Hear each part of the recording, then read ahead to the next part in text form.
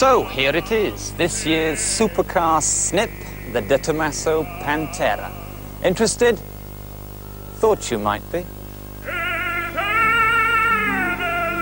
The Pantera was the brainchild of an Argentinian racing driver turned car maker called Alessandro de Tomaso. Launched in '71, it had the Ford checkbook behind it. Uncle Henry was pushing his performance image for all it was worth. One reason why the Pantera had a GT40 gearbox and 5.7-litre Ford engine. Aimed at the North American market, like so many other 70s supercars, the Pantera was defeated by the fuel crisis of '73 to '74, forcing Ford to bow out gracefully after a less than successful production run of only 4,000 cars. But Alessandro fought on, producing Panteras in tiny numbers to a loyal and devoted following. In fact, they're still being made, but more of that later on. But the dirigible-sized question on everybody's lips is, does the Pantera go as well as it looks?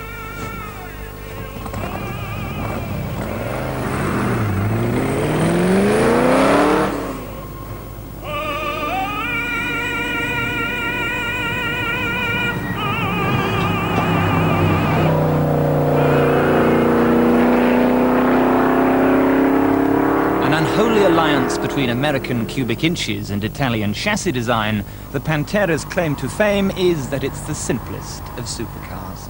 Not a single piece of light alloy in this engine, it's all cast iron crudity. There's only one camshaft, no fuel injection, and only 2 valves per cylinder. But for all its prehistoric mechanicals, it whacks out a hefty 350 brake horsepower and scorches to 30 in the time it takes to pronounce its name. 100 miles an hour comes up in a brutal 13 seconds dead. But all that performance needn't break the bank. Well, the thing to remember about the Pantera is that it's so simple and straightforward. With its big Ford V8 cast iron engine. Because of this, it's relatively cheap to run. For instance, we can service your Pantera, full service, for under £200. Replace the clutch for $250, spark plugs £2 each, air filter, oil filter, £5 each. It's so cheap compared to Ferrari, probably only quarter the price. Too good to be true? No.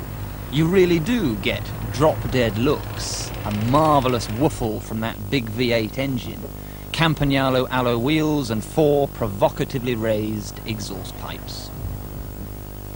Now, we don't often show you engines on Top Gear, but here's one that's worth close scrutiny.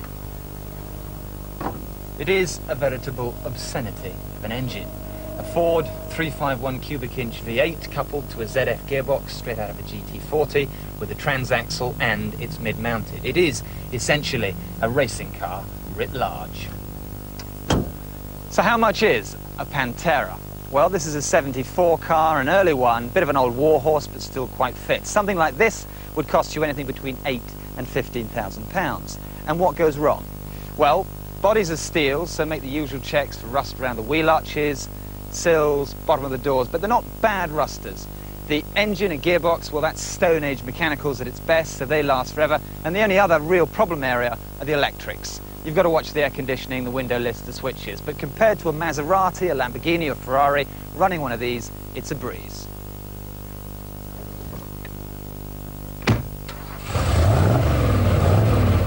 What you get is membership to the supercar set. It makes all the right noises and provides all the right sensations. You sit inches from the ground, legs horizontal, arms outstretched, watching the revs rise as you snick the stubby little lever through the chromium gate. 6 inches from your ear sits that vast 5.7-litre V8, throbbing and belching. I'm here to tell you, it feels very special, very good indeed. The absolute business.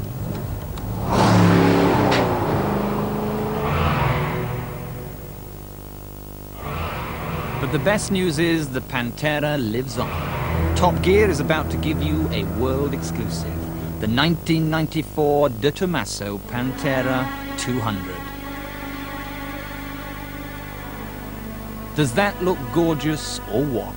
With a 5-litre V8 and twin turbos, this honey pushes out 500 brake horsepower and is capable of an awesome 200 miles an hour. This wonderful confection may have a screen sticker of £80,000, but it's 40 grand cheaper than a Ferrari 512 TR, 60,000 less than a Lamborghini Diablo, and mere bagatelle compared to Jaguar's 415,000 XJ220. In the next series of Top Gear, we'll be showing you a first ever test drive of the new Pantera 200, what looks to be the cheapest 200-mile-an-hour supercar in the world. Be there or be square.